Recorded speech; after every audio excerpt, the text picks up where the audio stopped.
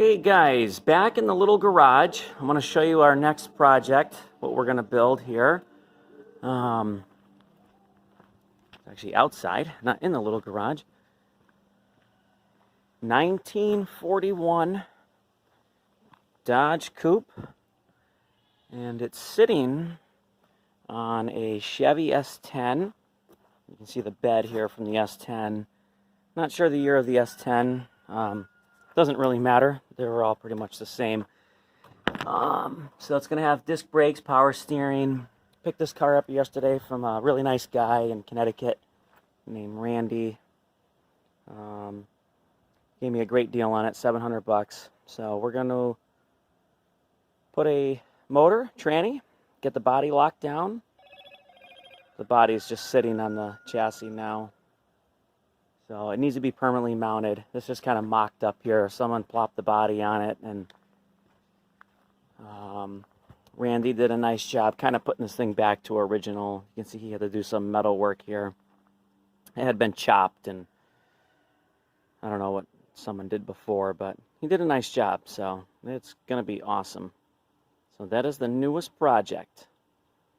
And I think what we're going to do, stick this 305 I have. That motor ran good out of my 77 Caprice. Put this 3-speed behind it, and I get it up and drivable for now. So that's the plan. Get some spare parts going. Use up some of the inventory. And I'll keep you guys posted. Alright guys, so looking around for some bolts. I gotta bolt together my bell housing, my transmission. So I'm just grabbing some parts here. I got bell housings stuffed up here. So I'm gonna try a couple and see what fits. And then we'll get this motor together. See what happens. So first step is to get this nose off, and the body's actually sitting pretty good on this frame.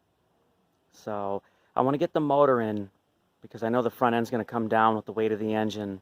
So I'd kind of rather know now how it's going to sit. So I'm going to get this nose off and get my engine in here,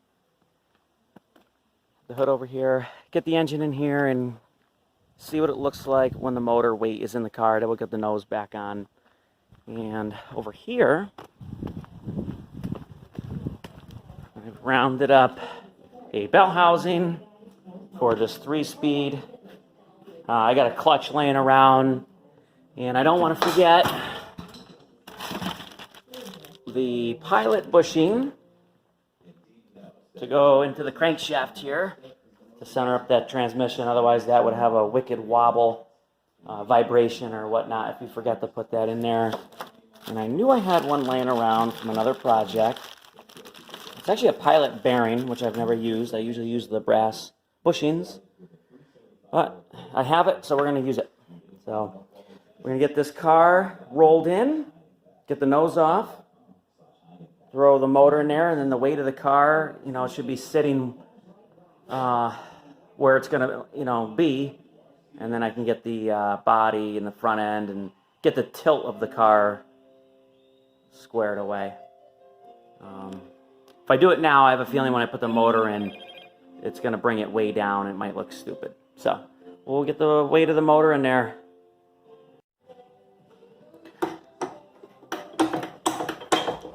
Okay, raising up the motor. We're going to mate it with this guy. And I love this engine lift here. This thing goes up super high. I could probably jack this boom up to the ceiling, which is 9 feet. So this is how we're going to move it around. I'm going to go into the little garage. I'll show you. We're going to round up a clutch.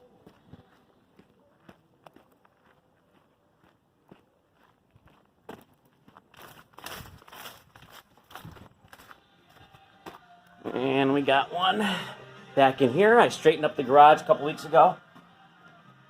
And I found this clutch pressure plate. And the clutch is behind there somewhere. Oh, flywheel, gotta have that. You can't see it, but it's hanging up here. So I'm gonna go ahead and sift through my bolts. I know I saw some flywheel bolts in here. So I just keep all my nuts and bolts. I just put them in boxes or buckets. You never know when you're gonna use them. So I'll sift through those, get this motor bolted up, get this clutch on, and see how it goes. Okay, pilot bushing's in. I hammered it in with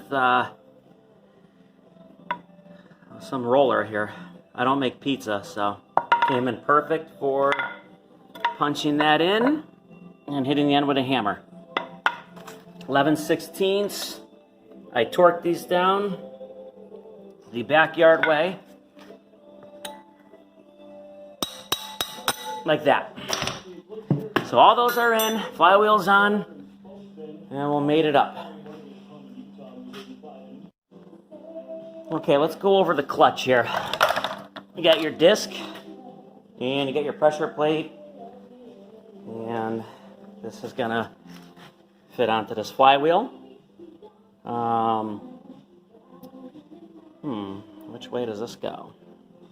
I believe the guts hang off the back, so it has room. Because I think if you turned it around, I don't think you can mess these up. Let's try. Nope. No, it doesn't fit. It doesn't fit flush. So you can't put these in backwards. If you do, you got a real problem. So this flat side is gonna face the engine like that. We'll put the pressure plate over that, and we'll put our handy dandy tool and line up the clutch.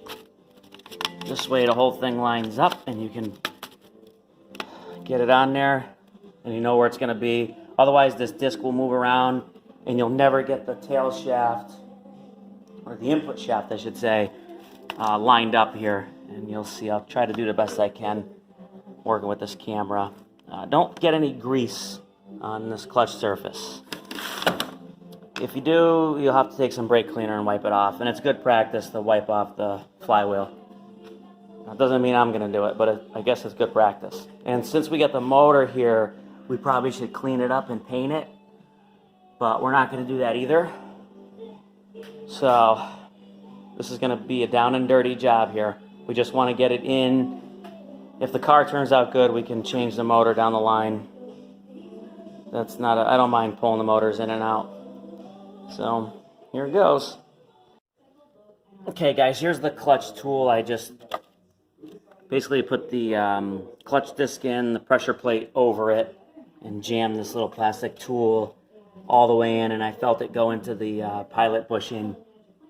It just helps keeps everything lined up, and you can bolt the rest of your clutch on. Since I'm working one-handed, I will show you when I'm done. Okay, because of the tool, the alignment clutch tool made, basically because it aligned the clutch, the tranny slid right in, and I bolted it on. So everything looks like it's good. It should work. Well, there we have it. We'll get this motor dropped in. All right, let me get this nose off. It's bolted here and the same on the other side. So cleaned out the trunk this morning. You can see the S10, the bed floor. But nice pile of parts here that Randy threw in. So some extra stuff. Can't wait. It's going to be exciting. Get this nose off. I'll get it in the garage. I'll get that motor in. Okay, here we are in the garage. Motor's up in the air. And awesomely enough, got small block Chevy engine mounts. So that should be pretty cool. Should drop right in. Make a cross member underneath. It's actually got a drive shaft in there too, so I can get that in there and figure out where that's all going to land. So with some luck, it'll all line up. Okay, motor's in. Using these mounts that came with the S10 frame. So far it's lining up. I just got to line up this side. drive shaft is actually looking really good. I think that'll work. And the nice part about these S10 V8 swap mounts is they are slotted. If you look here, you can move this motor forward and back probably about an inch, which is nice. So it's going to work out awesome. So it'll be a 305. And the best part about this 305 is I had just done an oil change when it was in this car, before I've upgraded this to a nice 350. So the oil's already done in this car.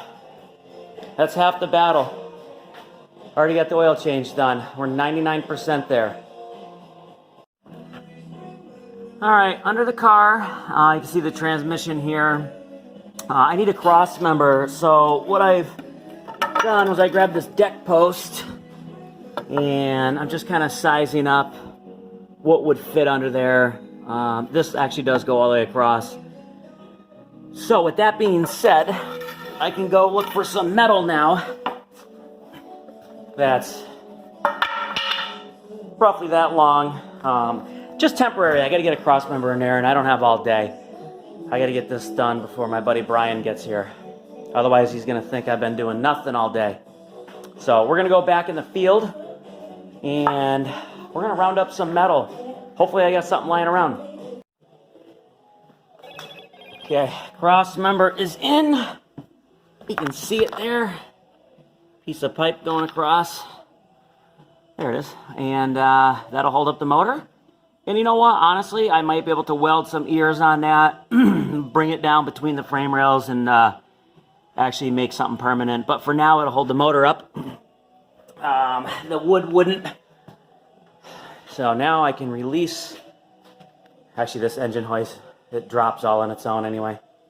Periodically, you got to keep cranking it up. But now I can drop her down a little bit, let some weight on it. Yeah, there we go. And supported. And I'll keep that on there and actually move this where it's got to go. Position this motor, so I'll use that engine crane here and probably hoist that back and find out where it's got to go. So I'm going to put the drive shaft in now, see how that lines up. And we'll get this car back on the ground and see if the front's probably going to be a little bit lower, and we can start fitting the nose on it. All right, under the car here, I want to show you guys, I found some goodies under here. A lowering kit for the rear. That's kind of cool, 3-inch blocks. I'm going to take this drive shaft out, and it's a 2-piece drive shaft. I got to replace the center bearing, but I'm going to pop it into the transmission and try to get my length set. So I'm going to just take it off the back here, and it does have a nice slip yoke here. Maybe I can get it back enough to get this in, but if not, I'll just pull it off the rear. No big deal. All right. All right, got the drive shaft out. I had to take this center bearing out, and now I can slide it back. I'm going to take some emery cloth here, all right, and I'm going to clean up this drive shaft yoke. Get this thing as clean as I can, as smooth as I can, so it doesn't chew up the seal, even though that seal needs to be replaced anyway. But I'm going to clean that up, get this drive shaft in, and we'll continue on. Okay, got the motor in, but it's too far forward. So we're going to alter that. I put the nose on, and there's going to be no room for a radiator. So I have a plan. I am going to alter these mounts. And while we're at it, let's make some room for the transmission.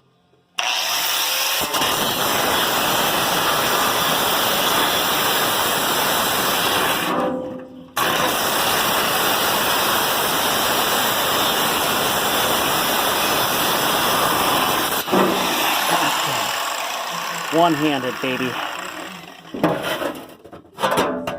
I'll weld that in later. So now the transmission, everything can come back farther back and give me some room for a radiator. So it's just trial and error. That's basically what it boils down to. Okay, reverse the motor mounts. Can't see, it's kind of dark here. But I basically just took these mounts from one side and put them on the other. Okay, motor is in, and I set it about 8 inches back from where it was. So that's it.